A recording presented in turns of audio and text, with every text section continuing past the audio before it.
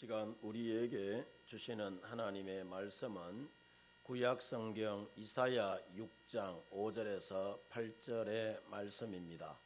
저와 여러분들이 한 절씩 서로 교독하는 가운데 하나님의 음성을 들으시기를 바랍니다. 그때 내가 말하되 하로다 나여 망하게 되었도다. 나는 입술이 부정한 사람이요 나는 입술이 부정한 백성 중에 거주하면서 만군의 여호와이신 왕을 배웠음이로다 하였더라.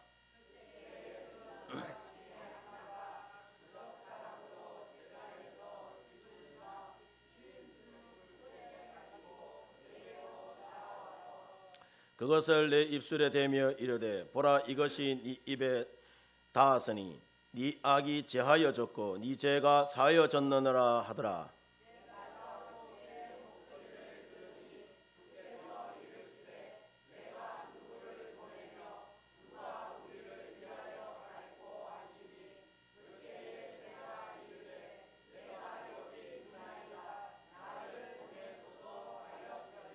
아멘. 오늘도 함께 이 예배의 자리에 나오신 우리 성도 여러분들 모두에게 하나님의 크고 놀라우신 은혜와 또 사랑이 은총이 언제나 넘쳐나기를 바랍니다. 아멘. 여러분, 세상에 펴지지 않으면은 죽는 것이 두 가지가 있어요. 뭐냐 하면은 낙하산하고 얼굴 우리 낯짝은 안 피지면 여러분 죽는다 하더라고. 예, 여러분 세상에서 가장 행복한 모습으로 옆 사람 바라보면서 아이고 장로님 있어서 나는 행복합니다. 나는 권사님 있어서 행복합니다. 우리 인사하겠습니다.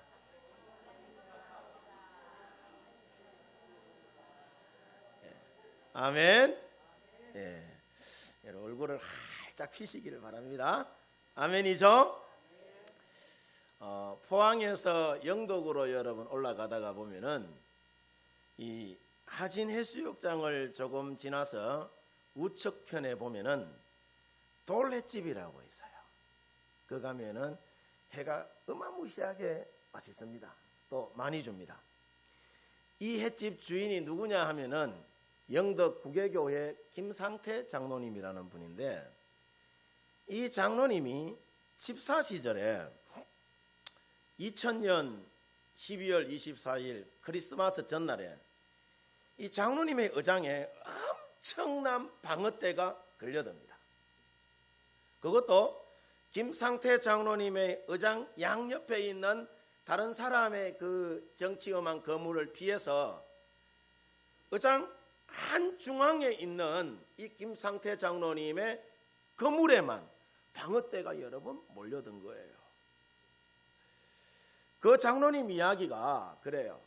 이 정치망의 형태가 이렇다고 합니다.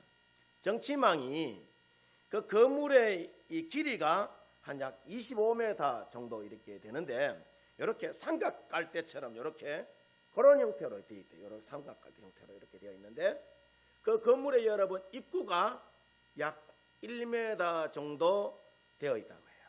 그래서 거기가 한번 들어가면은 나오지 못하는 그런 형태라고 합니다. 근데 그 건물에 5마리도 아니고 50마리도 아니고 500마리도 아니고 5,000마리의 방어떼가 잡혔는데 어마무시하죠. 놀라운 것은 이 5,000마리의 방어가 그 장로님의 건물에 들어가려면은 방어가 한 줄로 그러니까 질서정연하게 줄 쭉 서서 밤새도록 들어가야 다 들어갈 수 있는 그런 여러분 분량이라고 해요. 그 장로님의 이야기가 그러니까 이것은 하나님의 은혜가 아니고는 어떻게 설명할 길이 없는 기적 중에도 기적이라는 거예요. 또 그 5,000마리 가운데 10kg 이상 되는 대방어가 약 2,370마리가 되어서 경매하니까 마리당 평균 16만 9천 원을 받았는데 전부 합해보니까 약 한 4억 6천만 원 정도 되더라네요. 나머지는 조금씩 이제 싸게 팔아서 총 그러니까 5억 2천만 원을 이분이 벌었다고 해요. 그 장로님 이야기가 당시에 이 구계교회가 재정적으로 너무너무 어려워서 성탄절을 앞두고 이 장로님이 목사님과 함께 이런저런 이야기를 나누었다고 합니다. 목사님 이번에 고기가 좀 많이 잡혀야 성전이라도 수리할 수 있을 텐데요 하니까 그 교회 담임 목사님께서 그런 이야기를 하더라네요. 집사님 우리 같이 기도하십시다. 기도하면 하나님께서 반드시 도와주신다는 그 말에 이 김상태 장로가 기도하기 시작을 했다네. 장로님의 이 기도의 제목이 뭐 거창한 그런 기도가 아니었어요. 아주 여러분 들어보면은 단순해요. 하나님, 돈이 없어서 20년 동안 구계교회가 성전을 한 번도 제대로 수리하지 못했으니까 이번에 하나님께서 고기를 때로 집어넣어 주셔서 성전을 수리할 수 있게 해달라라고 그렇게 간절히 그 기도 제목 하나 놓고 기도하면서 건물을 내렸는데 장로님의 여러분 그 기도대로 놀라운 기적이 여러분 일어난 것입니다. 이 장로님께서 말씀하시기를 하나님께서 언제나 함께 하셨지만은 이번 방어잡이 경우는 특별히 하나님이 도와주셔서 가능했던 만큼 수익금으로 11조하고 성전을 아름답게 지을 계획이라고 그렇게 간증하는 것을 여러분 봤어요. 근데 말이죠, 더 놀라운 것이 여러분 뭐냐 하면은 하나님은 우리가 기도하면은요 언제나 1+1이에요. 플러스 알파예요. 이런 마음을 묻고 교회를 건축하기 위하여서 기도하는데 자 얼마 있지 않아서 또 5톤이 넘는 민크고래가 또 떡하니 잡혔더라네. 여러분 민크고래 한 마리가 거의 뭐 억 수준입니다. 5톤 정도 되면은. 그래서 큰 어려움이 없이 이 교회를 건축했다는 이야기를 들었습니다.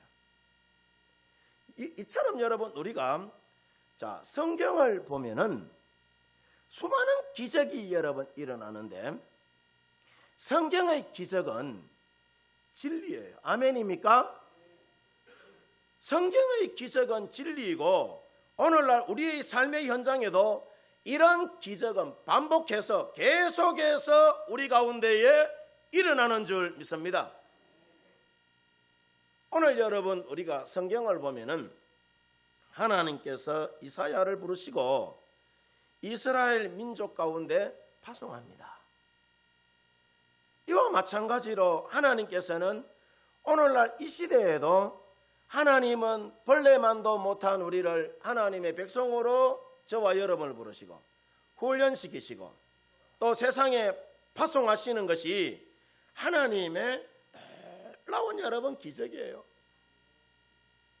자 여러분 보세요. 사람은 누구나 여러분 할 것 없이 편안하고 풍요롭고 안정된 삶을 사람은 그렇게 살기를 누구나 다 원하고 있죠. 힘들고 어렵고 또 고난의 십자가를 원하는 사람은 아무도 여러분 없습니다. 그러나 하나님의 나라와 선교를 위해서는 누군가는 주님의 그 고난의 길을 걸어가야 되는 거야. 그리고 이사야처럼 주님 내가 여기 있습니다. 나를 보내소서 하는 여러분 그렇게 결단하며 하나님의 사명을 위하여 살아가는 이 시대에 이사야가 여러분 우리가 모두가 되어야 되는 줄 믿습니다. 그러면 우리가 이 시대의 사명의 사람 이사야가 되어서 영혼을 살리고 영혼을 복되게 하는 주의 일을 우리 성도 여러분들이 잘 감당하려면 어떻게 하면 우리가 이 시대의 이사야 선지자처럼 주의 일을 우리가 잘 감당할 수가 있겠느냐 말이죠. 첫 번째는 우리 가운데에 위기의식이라는 것이 있어야 합니다. 요즘 여러분 오늘날 우리 시대가 안복 불감증에 여러분 다 걸려가지고 그렇게 살아가고 있는데, 언제 여러분 우리도 이 지금 중동에 전쟁이 터져서 지금 뭐 그 10,000명 이상이 여러분 죽었잖아요.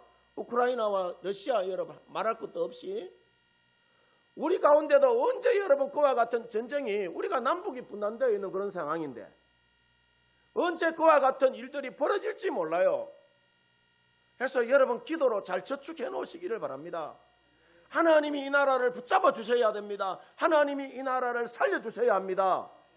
여러분 우리가 그렇게 기도하셔야 돼요. 예. 위기의식이 우리 가운데 있어야 된다는 거야.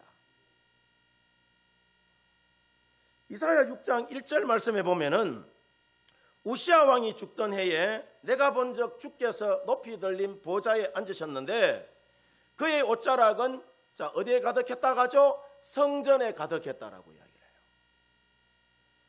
우시아 왕이 다스릴 때에 유다 나라를 여러분 보면은 우시아 왕은 자 처음에는 다른 왕들보다는 그런대로 나라를 잘 다스렸어요.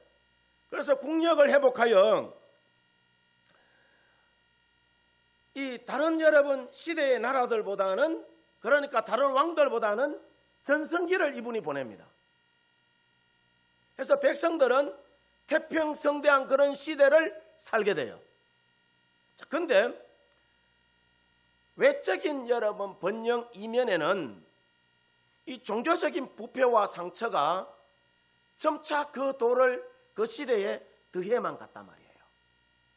정규직인 제사가 있었으나 이미 그들의 여러분 마음속에는 하나님에 대한 열심이 식어져 있었고 향락과 사치의 풍조가 심하여서 사회는 병들 대로 병든 그런 상황이고 모든 면으로 볼 때 불안하고 어려운 그런 여러분 시기였어요. 이 시기가. 이런 때에 지도자의 역할이라는 것이 여러분 진짜 중요하잖아요. 이런 시기에 지도자는 백성들이 보지 못하는 여러분 시대적인 안목이 있어야 되는 거라. 우시아 왕에게는 우시아 왕 여러분 말년에 이런 앞날의 미래를 내다보는 능력이 전혀 없어서 왕이 교만하여 제사장만이 할 수 있는 그 분향을 하다가 이 우시아 왕이 문둥병에 걸려서 별궁에 갇혀서 여러분 썰썰히 죽어갑니다. 이분이. 자, 근데 놀라운 것이 여러분 뭐냐 하면은 이때 하나님께서 이사야에게 하나님과 세상과 시대를 볼 수 있는 안목을 주시고 능력을 여러분 줘요. 반면에 태평성대를 누리며 영원히 꺼지지 않고 죽지 않을 것만 같았던 이 우시아 왕은 말년에 교만하여서 문둥병에 걸려 여러분 죽습니다. 외롭게 죽어요. 52년 동안 이 우시아 왕이 왕으로 있었지만은 이 사람에게도 마지막 끝이 있었다는 거예요. 그래서 모든 나라와 사람들에게는 반드시 하나님 앞에 서는 날인 심판이 있음을 우리가 알고 우리가 주님만 우리가 바라보면서 겸손하고 성실하게 우리 모두가 살아야 되는 줄 믿습니다. 하나님 앞에서는 언제나 우리가 겸손해야 되는 거예요. 겸손하게 여러분 하나님 앞에 산다는 이야기가 뭐예요? 예배 회복이에요. 예배 잘 드려야 돼요. 히브리서 11장에 보면은 이 히브리서 11장이 어떤 장이죠? 믿음장이잖아요. 11장 1절을 보면은 믿음은 바라는 것들의 실상이요 보이지 않는 것들의 증거라면서 아벨부터 시작해서 사무엘까지 믿음의 조상들에 대하여서 쭉 여러분 소개해요. 그 소개한 후에 한 장 딱 넘기면은 몇 장이 나오죠? 12장이 나오잖아요. 12장 1절 2절을 보면은 자 히브리서 기자가 뭐라고 이야기하느냐 하면은 모든 무거운 것과 얽매이기 쉬운 죄를 벗어버리고 인내로서 우리 앞에 당한 경주를 하며 믿음의 주여 또 온전하게 하시니 누구를 바라보자라고 이야기하죠? 예수님 바라보자라고 이야기해요. 예수님. 예수라는 여러분 그 목표점을 향하여 너희가 달려가라는 이야기라. 그러면 너희들의 인생의 문제가 해결될 것이라는 이야기라. 자, 여러분 우리가 이렇게 믿음으로 달려갈 때에 우리 인생 가운데 어떤 위기가 온다 하더라도 믿음의 조상들처럼 하나님의 음성을 여러분 듣게 되는 것이고 하나님의 뜻을 우리가 분별하여서 우리 인생의 위기를 기회로 만들어가게 되는 줄 믿습니다. 그래서 언제나 때를 따라 도우시기를 원하시는 하나님의 은혜 보좌 앞에 나와서 기도하고 은혜를 간구하는 여러분 그런 믿음의 자세가 중요하다는 거예요. 어떤 의식을 갖고? 내 인생의 위기의식을 갖고. 두 번째로 여러분 우리가 하나님의 일을 잘 감당하려면 어떤 의식이 있어야 되느냐? 죄의식이 여러분 우리 가운데 있어야 해요. 오늘 성경 본문 5절을 보면은 자 그때 내가 말하되 하루다 나여 망하게 되었도다. 나는 입술이 부정한 사람이요 나는 입술이 부정한 백성 중에 거주하면서 만군의 여호와이신 누구를 배웠다라고 이야기하죠? 왕을 배웠다라고 이야기해요. 무슨 말이냐면은 이사야는 자 지상의 왕인 우시아와는 비교도 되지 않을 만큼의 크고 위대하신 하나님을 보고 자 누가 이 천사들이 거룩하다 거룩하다 거룩하다라고 이야기하면서 찬양하는 것을 여러분 봅니다. 그리고 거룩하신 하나님 앞에서 이 인간의 모습이라는 것은 더럽고 추하기 때문에 하루다 나여 망하게 되었도다라고 외치는 여러분 그런 장면을 우리가 보죠. 나는 입술이 부정한 사람이다라고 이 이사야 선지자가 여러분 고백합니다. 이사야 선지자는 자신의 죄 가운데 자 특별히 부정한 입술을 주목해서 이 말하고는 자신의 입술이 정결하게 여호와를 찬양하는 그 천사인 스랍들의 여러분 그 입술과 대조했을 때에 자신의 입술이 부정하여 너무나도 여러분 큰 충격을 이 이사야 선지자가 받습니다. 또한 마음으로 범죄한 것이 입술로 표현된다는 여러분 그런 점에서 이사야는 자신의 그 부정한 입술이 자신의 모든 죄악을 총체적으로 나타내기 때문에 이사야가 하루다 나여 이제 내가 어떻게 됐다고 하죠? 망하게 되었도다 라는 이야기를 해요. 그리고 성전에 가득하게 뒤덮인 하나님의 긴 옷자락과 주변에서 쉼없이 찬양하는 그 스랍들의 모습에서 이 이사야 선지자는 죄의식을 가질 수밖에 없었어요.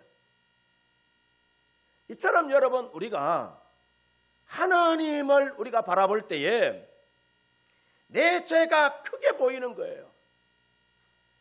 내가 죄인이라고 여러분 우리가 고백하게 여러분 되는 것입니다. 우리가 주의 성전에 나온 목적이 뭡니까?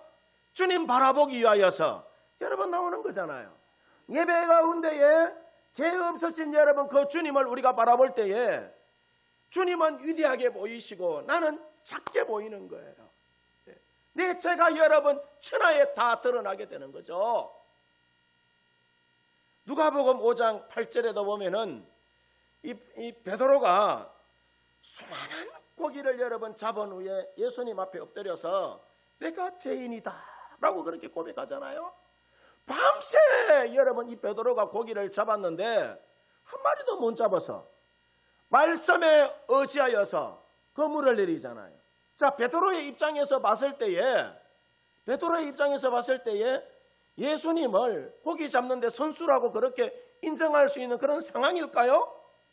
그런 상황이 아니에요. 베드로는 갈릴리 앞바다에서 잔뼈가 굵은 사람이에요. 어디쯤 가면은 고기가 많고 어디쯤 가면은 풍랑이 일고 하는 거 너무나도 잘 알아요. 근데 예수님이 와가지고 배 오른편에다가 그물을 내려라 라고 이야기해요. 그것도 이런 이제 해가 막 뜰 때, 고기는요 잡을 때 밤에 잡는 거예요. 불 켜놓고. 낮에 잡으면은 고기가 안 잡혀요. 환경도 여러분 그런 데다가 예수님이 말씀하신다고 해서 여러분 듣겠어요? 여러분 같으면 듣겠어요? 근데 베드로가 말씀에 의지하여 그물을 내렸더니 속눈샘 치고 여러분 그물을 내렸더니 그 물이 찢어질 정도로 고기가 많이 잡혔어. 그때 베드로가 아이고 항복합니다. 하나님, 예수님 당신이 최고입니다. 내가 죄인입니다 라고 고백하는 거예요. 우리가 여러분 이 3인 3색 부흥성회와 또 1.15 전도 축제를 통하여서 우리가 하나님의 영광을 보기를 원하는데, 전도 부흥성회를 부흥성회 한다고 해서 내 인생이 어떻게 달라지겠어? 이런 마음 먹는 사람은 절대 복을 못 받습니다. 은혜를 누리지 못해요. 베드로처럼 믿음의 그물을 여러분 내려보세요. 그물이 찢어질 정도로 여러분의 인생도 하나님이 축복하시는 줄 믿습니다. 자, 그러면은 왜 인간이 하나님 앞에 섰을 때에 작아지고 내가 죄인이라고 여러분 고백하게 되느냐 하면은, 하나님은 너무나도 크시고 의로우신 분이기 때문에 우리가 하나님 앞에서 먼지처럼 작아지고 내가 여러분 죄인 중에 괴수라고 그렇게 여러분 고백하게 되는 거라. 예. 우리가 이렇게 죄의식을 강하게 우리가 주님 앞에서 느낄 때에 사죄의 의식도 여러분 이때 우리 가운데에 나타나게 되는 거예요. 자, 중요한 것이 뭐냐 하면은 남이 죄인이 아니라 내가 바로 죄인이라는 거예요. 우리는 살다 보면은 훈수 잘 뜹니다. 훈수. 자기는 그렇게 살지 못하면서 남들 보고는 이렇게 살아라 저렇게 살아라라고 이야기를 해요. 예. 여러분, 우리가 내 신앙 잘 지키시기를 바랍니다. 예. 우리가 하나님 앞에 죄의식을 갖고 여러분 나갈 때에 하나님이 그런 사람 여러분 사용하시는 거예요. 예. 그러나 죄의식이 없는 사람은 자기가 원하는 대로 여러분 그냥 지 마음대로 여러분 살게 되는 거야. 우시아 왕처럼 말이죠. 하나님과는 아무런 상관없이 그렇게 여러분 살아가게 됩니다. 그래서 하나님이 중심이 되지 않는 선교, 하나님이 중심이 되지 않는 여러분 이 목회, 하나님이 중심이 되지 않는 교회, 아무런 여러분 의미가 없는 거예요. 예. 능력이 여러분 그 가운데 나타나지 않아요. 하나님이 중심이 되어야 되는 거예요. 내 기업도 하나님이 중심이 되어야 되는 거예요. 내가 여러분 살고 있는 우리의 가정도 하나님이 중심이 여러분 되어야 되는 줄 믿습니다. 내려놓음의 저자 이용규 선교사님이라는 분이 계세요. 이분이 독특한 여러분 이력을 갖고 있어요. 이 사람이 서울대학에서 학사와 석사를 마치고 미국 하버드 대학에서 중동 지역학을 전공합니다. 그리고 이 박사학위를 마치자마자 미래가 보장된 안락한 대학교 교수직을 이 이용규 교수가 내려놓고 몽골 선교사로 이분이 헌신하게 됩니다. 인간적으로 보면은 이것이 굉장히 어리석은 일처럼 여러분 보이는데, 이분이 이렇게 한 것이 뭐냐면은 자신이 느끼기에 말이죠, 하나님으로부터 더 큰 복을 받는 비결이라고 이야기를 해. 이용규 선교사가 자신의 내려놓음이라는 여러분 그 책에서 말하기를 뭐라고 이야기하느냐 하면은, 하나님이 나의 모든 것을 내어놓으라고 하시는 이유는 우리가 내려놓을 때에 비로소 그것이 진짜 우리의 것이 되는 것이고 하나님이 우리에게 더 좋은 것을 주시기 때문이라고 이야기를 해요. 하나님께 모든 것을 여러분 맡기고 인도하심에 우리가 순종하면은 하나님께서는 분명히 더 좋은 것으로 우리 가운데 여러분 채워주시는 줄 믿습니다. 자, 근데 오늘날 많은 사람들은 자신의 욕구와 자아에 여러분 얽매인 채 다 눌려있고 막혀있는 그런 삶을 사람들이 살아가고 있단 말이죠. 내 생각과 내 욕심과 이 내 소유와 또 그렇게 여러분 내 것만을 여러분 이 사람들이 챙기는 일에 골몰하면서 우리 인생을 여러분 그렇게 시간 낭비하면서 그렇게 살아가고 있어요.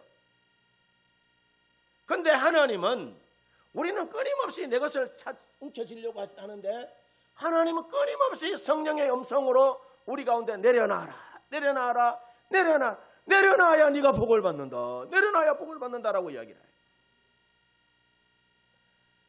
이때 영적으로 연약한 우리가 뭔가를 말이죠, 내가 갖고 있는 모든 기득권을 내려놓으면은 빼앗긴다고 생각하여서 선뜻 보면은 순종하지 못하는 경우가 참 많습니다.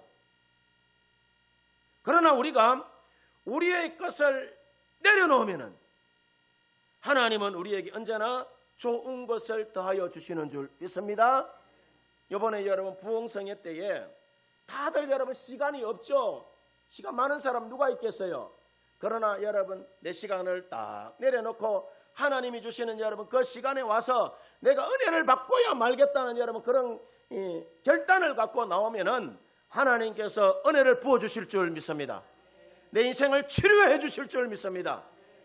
왜냐하면은 이것이 자녀를 향한 부모의 따뜻한 배려이자 사랑이기 때문이에요. 사실 우리가 교회에서 보세요, 영향력 있는 사람이 되라고 여러분 이렇게 말은 여러분 말이 하지만은 예수님처럼 여러분 우리가 낮아져서 십자가를 지고 좁은 길을 택하라는 말을 하기라는 그렇게 여러분 쉽지가 않습니다. 제가 여러분들에게 축복받아라라고 이야기는 여러분 하기 쉬워요. 그러나 권사님, 집사님, 장로님 이런 부분에서 이렇게 좀 헌신해 주십시오라고 이야기하는 것은 쉽지가 않단 말이에요. 그래서 우리가 예수님이 가신 그 낮아짐의 길을 따르기 위해서는 끊임없이 우리가 갈등하고 고뇌하면서 하나님의 부르심을 여러분 우리가 찾아서 여러분 가야 돼요. 그러기 위해서는 나의 사회적인 지위도 물질도 경험도 때로는 여러분 경륜도 모두 우리가 주님 앞에 여러분 내려놓아야 합니다. 왜냐하면 내려놔야 하나님이 올려주시고 내려놔야 하나님이 능력 있는 삶을 살 수 있도록 우리 가운데 여러분 도와주시는 거라. 하늘 영광 다 버렸던 예수님처럼 자신의 화려한 여러분 그 경력을 다 내려놓고 적박한 초원 몽골을 여러분 선택한 이 이용규 박사처럼 우리도 내려놓는 연습 여러분 해야 되는 겁니다. 그리고 영원한 천국만을 여러분 우리가 소망하면서 살아가는 우리 성도 여러분들 되어지기를 바랍니다. 하나님은 온전히 거룩하신 분이십니다. 아멘입니까? 우리가 거룩하신 하나님을 만날 때에 우리 모두는 나는 입술이 부정한 사람이라 라고 여러분 그렇게 우리가 고백하게 되는 거예요. 내가 죄인임을 여러분 고백할 때에 제사함의 간격을 우리가 맛보게 여러분 되는 거예요. 사형수가 보세요, 무죄가 선고될 때에 그 기쁨과 감격은 이루 말할 수가 없어요. 그것처럼 우리가 주님 앞에 나와서 주님 제가 죄인임을 고백할 때에 말할 수 없는 하나님의 은총이 우리 가운데 여러분 다여지는 거예요. 그러면 우리에게 이와 같은 천국 백성의 여러분 그러니까 그런 감격이 우리 가운데 그러면 있느냐? 여러분 어떻습니까?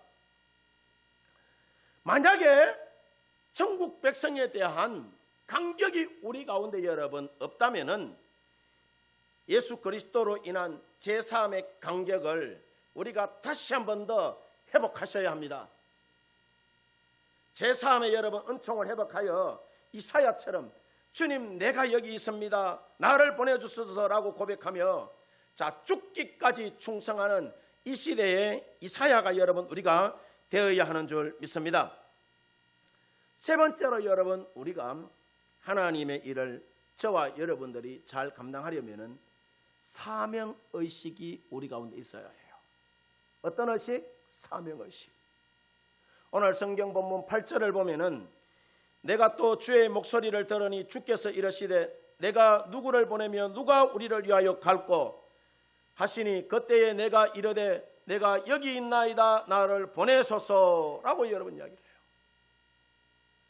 영적인 눈으로 하나님의 거룩함과 그 영광을 봤던 이 이사야 선지자는 이제 제사함을 여러분 받은 후에 영적인 귀로서 하나님의 음성을 듣습니다.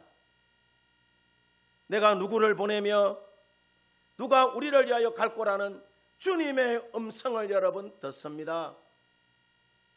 말씀하시는 하나님의 음성을 듣고 이사야가 헌신하기로 여러분 작정합니다. 내가 누구를 보내며 누가 우리를 위하여 갈 거라는 그 주님의 음성에 이사야가 머뭇거리거나 도망가지 않고 내가 여기 있습니다. 나를 보내어 주소서라고 이사야가 여러분 그렇게 응답해요. 입술이 정결케 됨으로써 죄에서 자유함을 입은 이 이사야 선지자는 여호와의 음성을 듣자마자 그 가슴에 뜨거운 만큼이나 불타는 그 열정으로 주님 내가 여기 있습니다. 나를 보내주소서라고 그렇게 여러분 하나님 앞에 소리치며 나갑니다. 이미 하나님을 위해 헌신할 준비가 되어 있음을 나타내는 그런 여러분 표현이죠. 제사함을 받은 간격이 헌신과 사명의 여러분 그 삶으로 이어지는 그런 여러분 순간이에요. 이 순간이. 이처럼 하나님은 사명감으로 충만한 사람을 하나님은 오늘날 여러분 우리 가운데도 부르고 계시단 말이에요. 사람을 서실 때에 하나님이 아무나 여러분 서는 것이 아니에요. 아무나 서는 것이 아니라 준비되어 있는 사명감에 불타는 사람을 하나님은 귀하게 여기시고 귀하게 여러분 하나님이 사용하세요. 옛날 중국의 순임금 때의 여러분 일입니다. 임금이 어느 날 밑빠진 독에 우물물을 길어 붓도록 모든 신하들에게 여러분 명령을 내립니다. 대부분의 신하들은 처음에는 마지못해 하는 척 하더니 하나 둘 임금을 막 욕하기 시작해요. 밑빠진 독에 물을 붓는다고 뭔 수가 나겠어? 그러면서 임금을 향하여서 안 보는 데서 막 욕을 해요. 자, 근데 충성스러운 한 신하는 하루 종일 우물에서 물을 길어서 밑빠진 독에 물을 채웁니다.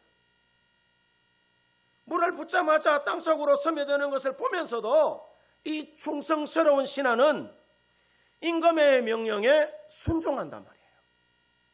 급기야 우물물이 바닥을 보이자 이 신하가 우물 바닥에서 뭔가 번쩍거리는 황금 덩어리 하나를 발견해서 임금에게 가져갔더니 임금이 기뻐하면서 말합니다.